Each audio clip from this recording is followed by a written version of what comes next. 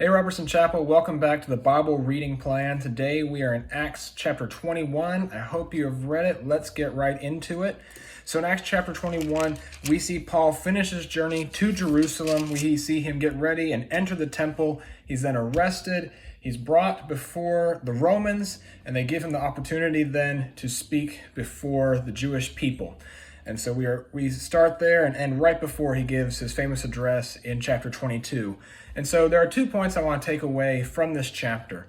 And the first thing is Paul's ability to be all things to all people.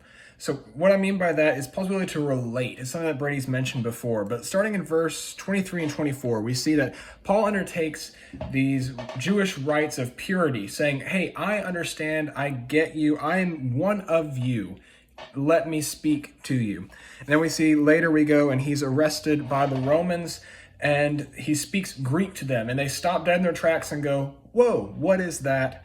You can speak Greek too. And they give him the opportunity to speak. And then in verse 40, right before he begins his speech, his defense to the Jews, he starts speaking in Hebrew. Again, I understand, I relate to you.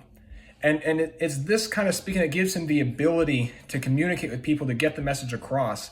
Had Paul arrived in Jerusalem and hadn't undertaken any rites, had not been able to speak Greek to the Romans, he would have arrived in Jerusalem, got arrested, or maybe just murdered in the crowd. He never would have been able to give the defense. He never would have been able to spread God's message. But because Paul could relate, bring people together, could be a sympathetic person, could be all things to all people, he was able to spread the message in a way that nobody else can.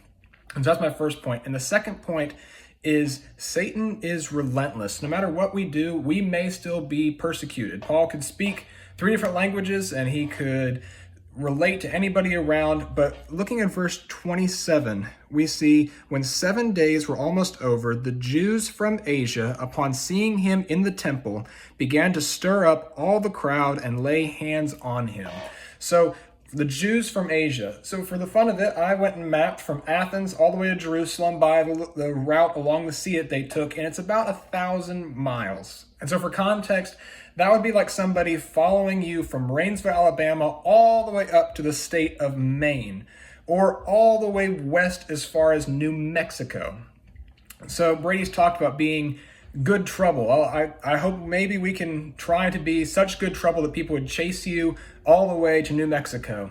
But the point also is Satan was always going to be after you. You have to be on guard. You have to be ready to relate, but you also have to remember to put everything in God's hands, because we do have an adversary we are fighting.